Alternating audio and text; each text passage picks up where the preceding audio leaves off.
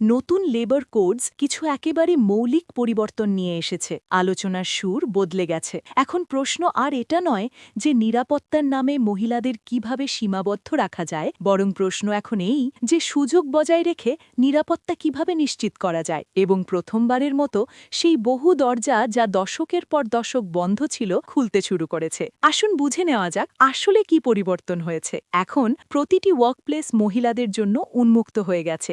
আগে বহু ক্ষেত্রে মহিলাদের নির্দিষ্ট কাজ বা শিল্পক্ষেত্রে কাজ করতে বাধা দেওয়া হতো, বিশেষ করে যেগুলো ঝুঁকিপূর্ণ বা শারীরিকভাবে কঠিন বলে মনে করা হতো। এখন occupational safety, health and working conditions code 2020 এর অধীনে মহিলাদের সব এস্টাবলিশমেন্টসে কাজ করার আইনি অনুমতি দেওয়া হয়েছে। শর্ত এই যে প্রয়োজনীয় সেফটি সেফগার্ডস নিশ্চিত করতে হবে। দ্বিতীয় বড় পরিবর্তন, এখন আর নাইট শিফটে কাজ করার উপর নিষেধাজ্ঞা নেই। Occupational safety, health and working conditions code 2020 অনুযায়ী এখন মহিলারা নাইট শিফটে কাজ করতে পারেন, তবে কিছু শর্তের সঙ্গে। তাদের কনসেন্ট থাকতে হবে, এমপ্লয়ারকে সেফটি মেজার্স নিশ্চিত করতে হবে এবং নিরাপদ ট্রান্সপোর্টেশন এবং ওয়ার্কপ্লেস সেফগার্ডস প্রদান করতে হবে। তৃতীয় পরিবর্তন, এখন মহিলাদের কণ্ঠস্বর ওয়ার্কপ্লেসের সিদ্ধান্ত গ্রহণের অংশ হয়ে উঠেছে।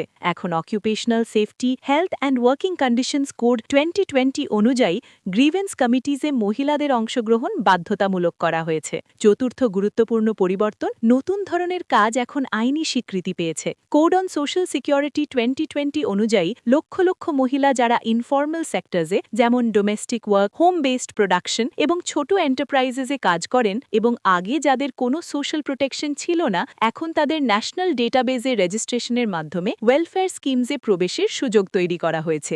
একইভাবে নতুন লেবার কোডসের মাধ্যমে প্রথমবার কনসেন্ট এবং বাধ্যতামূলক সেফ ট্রান্সপোর্ট ও সিসিটিভি ব্যবস্থার ভিত্তিতে নাইট শিফটের অনুমতি দেওয়া হয়েছে। প্রথমবার হায়ারিং প্রসেস এবং স্যালারি নির্ধারণের সময় ডিসক্রিমিনেশনের উপর কঠোর নিষেধাজ্ঞা আরোপ করা হয়েছে। প্রথমবার এএসএইচএ সার্টিফিকেশনের মাধ্যমে গ্রামীণ মহিলারা ম্যাটারনিটি বেনিফিটস সহজে পেতে পারেন। প্রথমবার ফিক্সড টার্ম এমপ্লয়িজ, যাদের মধ্যে মহিলারাও অন্তর্ভুক্ত, 1 বছরের সার্ভিসের পর গ্র্যাচুইটি পাওয়ার অধিকার পাচ্ছেন। প্রথমবার বিশেষ করে ম্যাটারনিটির পর ওয়ার্ক ফ্রম হোম ফ্যাসিলিটিকে আইনি স্বীকৃতি দেওয়া হয়েছে। এছাড়াও 26 সপ্তাহের পেইড লিভকে গোল্ড স্ট্যান্ডার্ড হিসেবে বজায় রাখা হয়েছে এবং 50-এর বেশি কর্মীযুক্ত সব এস্টাবলিশমেন্টসে ক্র্যাশ ফ্যাসিলিটি বাধ্যতামূলক করা হয়েছে। এইভাবে নতুন লেবার কোডস শুধু মহিলাদের সুরক্ষা দেয় না, বরং কর্মক্ষেত্রে তাদের পূর্ণ অংশগ্রহণের সক্ষমতার উপর আস্থা প্রকাশ করে এবং হয়তো প্রথমবার আইন স্পষ্টতই বলছে ওয়ার্কপ্লেস মহিলাদেরও, প্রতিটি সময়ে, প্রতিটি ক্ষেত্রে